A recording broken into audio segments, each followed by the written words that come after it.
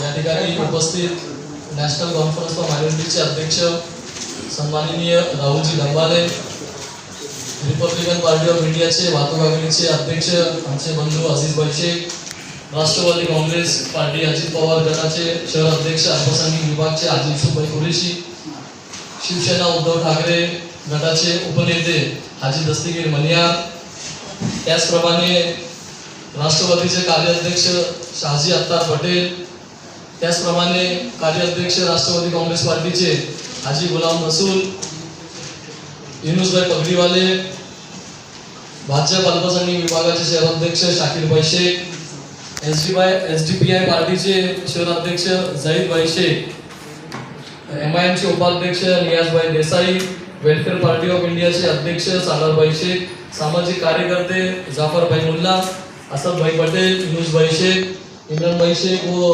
सर्व इथं उपस्थित पत्रकार बंधू आणि भगिनींनो, जसं आपल्याला माहिती आहे की मुस्लिम आरक्षण आणि संरक्षण याच्याकरिता आज आपली प्रेस कॉन्फरन्स बोलवण्यात आलेली आहे.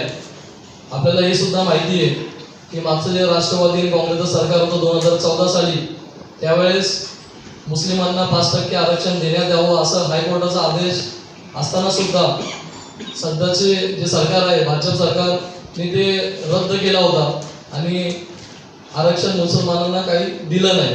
काही दिवसासाठी तो आरक्षण लागूही होता, पण काही कारणामुळे तो आरक्षण त्यांनी दिलं नाही, ते स्थगित केलं.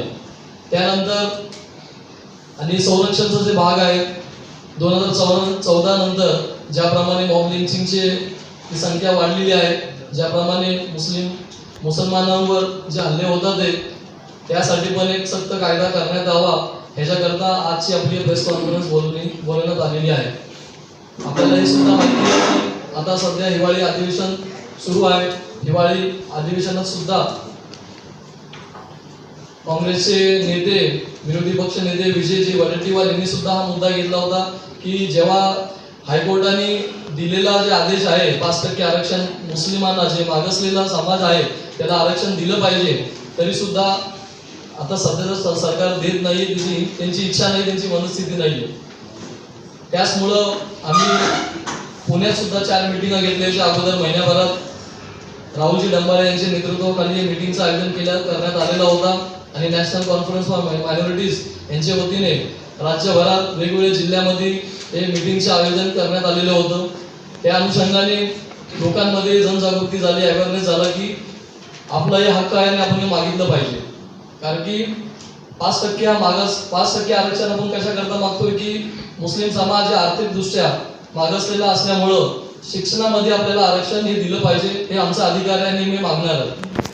तर हीच मीटिंग काही दिवसापूर्वी लतिफिया मस्जिदमध्ये राहुलभाई डंबाले यांच्या नेतृत्वाखाली व सर्व इथं उपस्थित अध्यक्ष शहराचे होते, सर्व पक्षाचे, सर्व सामाजिक संघटनेचे, यांनी सुद्धा ह्याच्यामध्ये समर्थन दिलं की आपल्याला आपल्या समाजाला आरक्षण देण्यासाठी आपण ही मागणी केली पाहिजे. आज आपण प्रेस कॉन्फरन्स घेतल्यानंतर याच्या पुढे सुद्धा आम्ही 18 किंवा 19 तारखेला जे काही वेळ आपल्याला तिथून भेटेल नागपूरच्या अधिवेशनाला पण आपण उपस्थित राहणार आहोत आणि तिथं आमची ही मागणी आम्ही करणार आहोत आणि कायदेशीररित्या आम्हालाही आमचा हक्क जे आहे आम्हाला मिळाला पाहिजे याची आम्ही मागणी ठेवून. अधिकारी आणि माझे मुस्लिम समाजाचे बंधूंना समोर बसलेले आमचे पत्रकार बंधू, आपल्याला माहिती असेल की आघाडी सरकार महाराष्ट्र राज्यामध्ये 2014 पूर्वी होती आणि त्या सरकारने 5% मुस्लिम आरक्षण मुस्लिम समाजाला दिला होता. परंतु 14 नंतर महाराष्ट्र राज्याची सरकार बदलली आणि एक विचारधाराची सरकार राज्यात आल्यानंतर, वेगळे विचाराची सरकार आल्यानंतर मुस्लिम समाजाचा जाणून बुजून 5% आरक्षण रद्द करण्याचा प्रयास केला, त्यामध्ये ती सरकार यशस्वी ठरली. परंतु या महाराष्ट्रामध्ये आमचे मराठा बंधू देखील 16% त्यांची मागणी आहे. आम्ही ओबीसी असतील, आम्ही कोणाचाही आमच्यातर्फे विरोध नाही, मराठा समाजाला देखील आरक्षण मिळालंच पाहिजे. त्याचप्रमाणे मुस्लिम समाजाची Sachar committee report Ranganath Mishra report, या महाराष्ट्रात नव्हे देशभरात आपण पाहिलेल्या सर्व पिछडा वर्ग जर कोणी असेल ते आज मुस्लिम समाज आहे. शिक्षणापासून वंचित राहिलेला हा समाज आहे. काय जाणून बुजून या 25 कोटी मुस्लिम समाजाला हा सरकार डावळते का काय? या सर्व देशामध्ये या समाजाला गुलाम बनवण्याचा प्रयत्न करते का काय, असा प्रश्न आमच्या समोर निर्माण झालेल्या आहेत. आपल्या पत्रकार बंधूंच्या वतीने आम्ही एवढीच मागणी करतात या ठिकाणी की 5% दिलेल्या मागची सरकारने परत ते आरक्षण लागू करावा आणि 18C कायदा आम्हाला देण्यात यावा. या देशामध्ये महाराष्ट्रामध्ये मॉब लिंचिंग आपण सर्वांनी पाहिलेले आहे. अजिबात काही समाज कॉन्टॅक्ट संघटना घाबरत नाही. जर मायनॉरिटीला 18C कायदा दिल्यास मी आपल्याला पत्रकार बंधू असतील, आमचे भाऊ असतील, या 18C कायद्यांच्या अंतर्गत समोर जे मुस्लिम समाजावर अन्याय करतात त्यावरती चांगलंच आळा पडेल आणि हा अन्याय आमच्यावरचा थांबेल. आमची सरकारला पुन्हा एकदा संरक्षण आणि आरक्षणाची मागणी आपण या ठिकाणी करत आहोत. धन्यवाद. एवढंच मी इथं थांबून थांबतो. पहिली गोष्ट म्हणजे मुस्लिम समाजाला 5% आरक्षण मागच्या सरकारनं दिलं होतं आणि ते आरक्षण मुंबई उच्च न्यायालयाने कायदेशीरदृष्ट्या व्हॅलिड ठरवलं होतं. ज्या वेळेला मुस्लिम आणि मराठा समाजाला 2014 साली आरक्षण दिलं गेलं होतं त्यावेळेला दोनही आरक्षणांना मुंबई उच्च न्यायालयामध्ये चॅलेंज केलं गेलं होतं. त्यावेळेला मुस्लिम आरक्षणाच्या अनुषंगाने ज्या वेळेला चर्चा सुरू होती त्याच्या अगोदर त्याच बेंच समोर मराठा आरक्षणाचा निर्णय झाला आणि मराठा आरक्षणाला ॲब्सोल्युटली स्थगिती मुंबई उच्च न्यायालयाने दिली होती. मुंबई उच्च न्यायालयाने मराठा आरक्षणाला स्थगिती दिल्यानंतर मुस्लिम आरक्षणाचं काय होईल असा एक प्रश्न होता. त्यावेळेला मुंबई उच्च न्यायालयाने एक भूमिका अतिशय स्पष्ट केली की मुस्लिम समाजाला आरक्षणाची गरज आहे, शैक्षणिक आरक्षणाची गरज आहे आणि 5% आरक्षण त्यांना राहिलं पाहिजे हे मुंबई उच्च न्यायालयाने बोलले. परंतु राज्य सरकार बदललं गेलं. माझ्या सहकार्यांनी सांगितल्याप्रमाणे विरोधी मतांचं सरकार आल्यामुळे त्यांनी मुस्लिम समाजाला आरक्षण देण्यासंदर्भामध्ये नव्यानं जी आर काढणं किंवा अगोदरचा जी आरचं कायद्यामध्ये रूपांतर करणं आवश्यक होतं ते त्यांनी केलं नाही. म्हणून सरकारच्या निर्णय क्षमते अभावी मुस्लिम समाजाला आरक्षणापासून वंचित राहावं लागत आहे. मुस्लिम समाजाच्या 5% आरक्षणासंदर्भामध्ये कोणतीही कायदेशीर अडचण नाही. ती परिस्थिती असल्यामुळे मुस्लिम समाजाला आरक्षण मिळावं अशी राज्यातल्या सर्वच मुस्लिम समाजाची मागणी आहे आणि त्याचाच एक भाग म्हणून पिंपरी चिंचवडमध्ये ही मागणी पुढे आलेली आहे. या संदर्भामध्ये बैठका झाल्या, काय झाल्या त्याचा देखील आपल्याला विस्तृत वृत्तांत दिलेला आहे.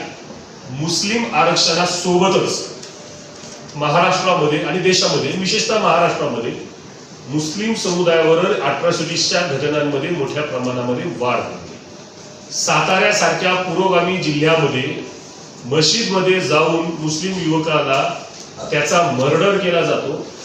अत्यंत बर्बरतापूर्वक ही महाराष्ट्राला शर्मेची.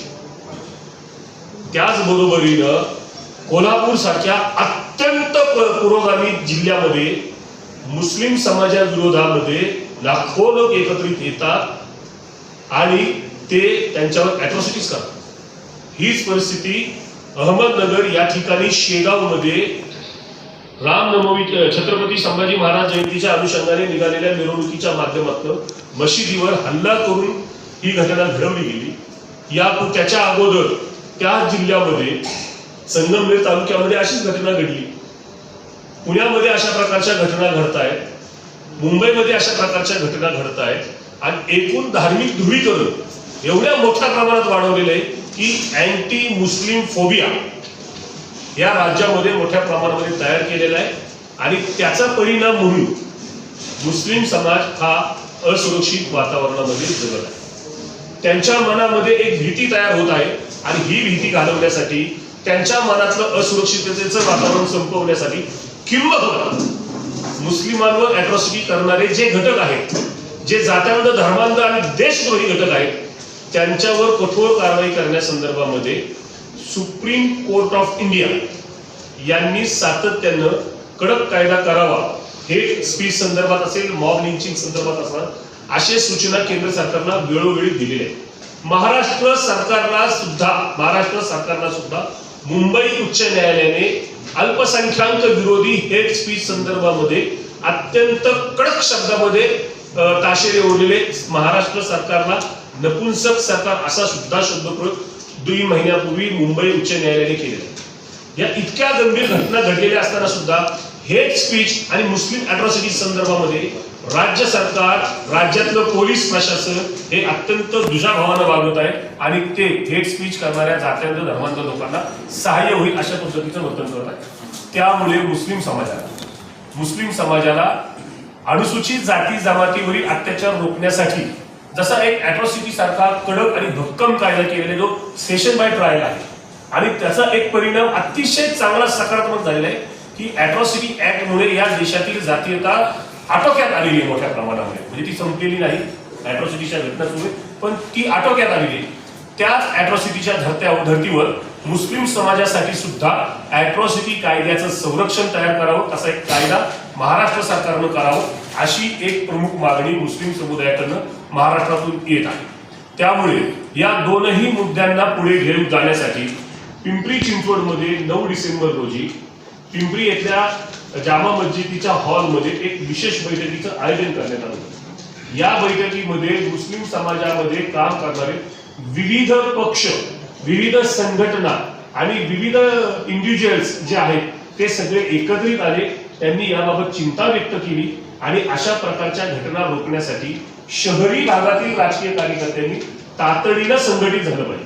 कारण ग्रामीण भागामधल्या लोकांचा आधार हा शहरी कार्यकर्ता असतो आणि त्याची जाणीव ठेवून पिंपरी चिंचवड मधल्या सर्व पक्षीय मुस्लिम कार्यकर्त्यांनी आणि त्यांच्या सोबत मुस्लिम हक्क व अधिकारासाठी काम करणारे जे पुरोगामी कार्यकर्ते आहेत, धर्मनिरपेक्ष कार्यकर्ते आहेत, जे कोणत्याही जाती धर्माचे असतील अशांना सोबत घेऊन पिंपरी चिंचवड शहरामध्ये मुस्लिम आरक्षण व संरक्षण हक्क समितीची स्थापना त्यांनी केलेली आहे. याची माहिती देण्यासाठी आजची आम्ही प्रेस कॉन्फरन्स घेतली.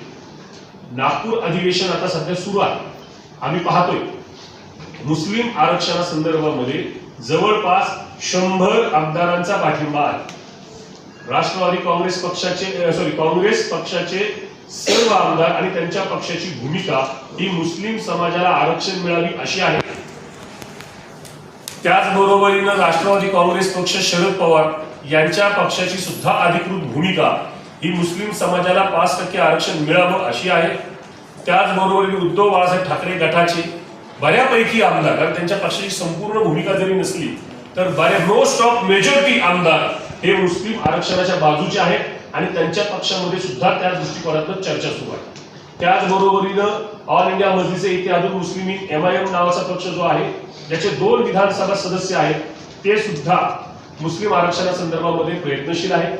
समाजवादी पक्षाचे आमदार आहेत, हे देखील मुस्लिम आरक्षणासंदर्भामध्ये प्रयत्नशील आहेत. आणि आणखीन याच्यामध्ये ऍडिशनल राष्ट्रवादी काँग्रेस पक्ष, अजित पवार यांचा गट हा देखील मुस्लिम आरक्षणासंदर्भामध्ये प्रचंड आग्रही असल्याचं आम्हाला दिसून आले.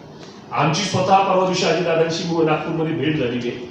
यापूर्वी त्यांनी त्यांच्या पक्षातील आमदारांची बैठक घेतली होती मुस्लिम आरक्षणासंदर्भामध्ये आणि त्या बातम्या आपण वर्तमानपत्रातून प्रसिद्ध देखील केलेल्या आहेत. म्हणजे अक्रॉस द पार्टी बीजेपी वगळता, बीजेपी आणि एकनाथ शिंदे यांची शिवसेना वगळता इतर सर्व राजकीय पक्ष, त्यांचे आमदार हे मुस्लिम आरक्षणाच्या बाजूचे आहेत.